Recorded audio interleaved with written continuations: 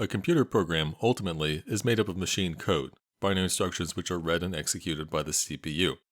In the earliest days of computers, back in the 1940s, these machine instructions were input by flipping switches and moving vacuum tube plugs around. This, of course, was extremely clumsy because it required a lot of work by hand every time you wanted to run a program.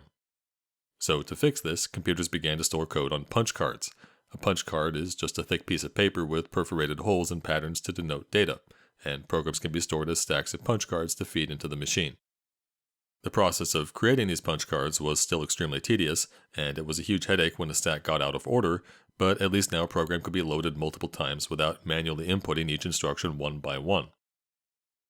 In the 1960s, computers began to use terminals, devices which combined an electronic keyboard with some kind of text display.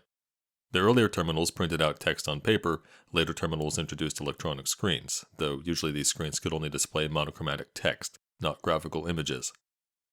Also in the 60s, computers began to store code and data on electronic mediums, most commonly magnetic tape. In combination with electronic screen terminals, computer users, for the first time, could read and write text directly on the machine. So the question is, how does text entry help us write machine code? Well, one answer is to use a hex editor, a program which allows us to create and edit a file byte by byte using hex notation. While feasible, this approach is very impractical. Even if you are extremely familiar with the machine code of the processor for which you're writing, it's just very taxing and cumbersome to write code directly in binary form. The better solution is to use what's called an assembly language. In an assembly language, each binary instruction is expressed in a more human-readable way, usually as short mnemonics. For example, an add instruction is commonly denoted with the mnemonic ADD. Of course, the machine can't execute text data, so this text has to be translated somehow into binary instructions. We call this translation process assembly, hence the term assembly language. Here's the Hello World program written in an assembly language. A Hello World program, recall, simply prints the words Hello World on the screen. Understand that assembly code is always processor specific because the binary instructions for one processor differ from the binary instructions for another.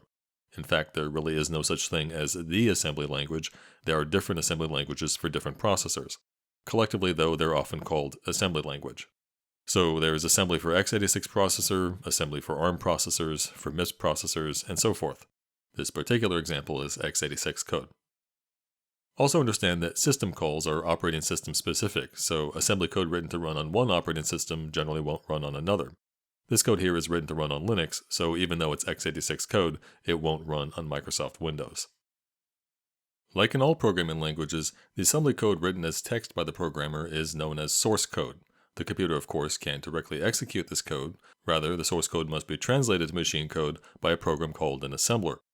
For any particular processor, there may be multiple assemblers available, and the precise assembly language understood by one assembler may differ from the assembly understood by another assembler for that same processor.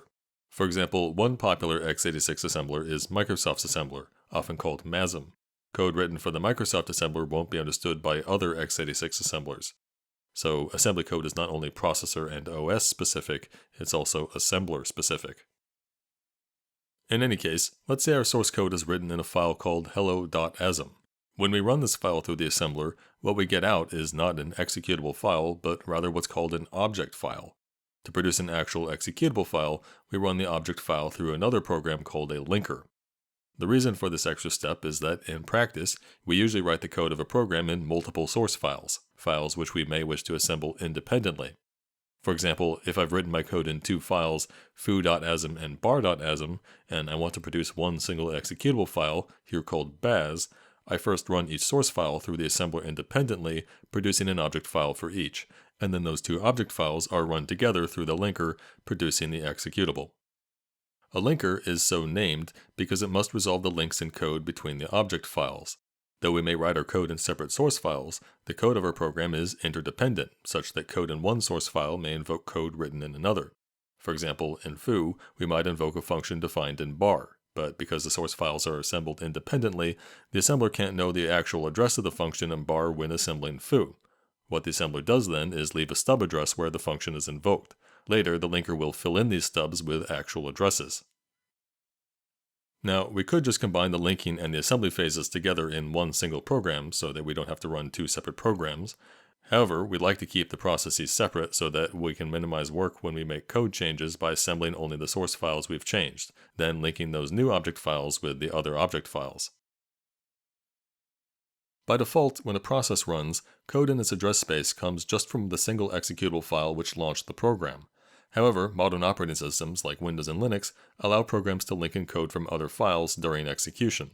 These files of code are called dynamic linking libraries on Windows, denoted with the file extension .dll, and shared object files on Linux, denoted with the file extension .so. More generally, they are sometimes called shared libraries. To make use of shared libraries requires instructing the linker to leave some stubs in the executable for the operating system to dynamically link at runtime. To create a shared library file, we simply run the object files we want to include in that library through a linker with the appropriate options. So you may be wondering, why would we want to use shared libraries and dynamic linking? Why not just statically link everything into one executable file? Well, one reason is to avoid producing needlessly large executable files. The concern these days, though, is not that the executable files will waste storage space. Storage space today is very, very cheap. The real concern is memory usage. When multiple programs running simultaneously all make use of the same common code, it saves memory to load only one copy of that shared code. And this is exactly what modern operating systems allow us to do with shared libraries. When multiple processes all use the same shared library, the library is included in each process's address space in their virtual memory, but the actual code is stored just once in physical memory.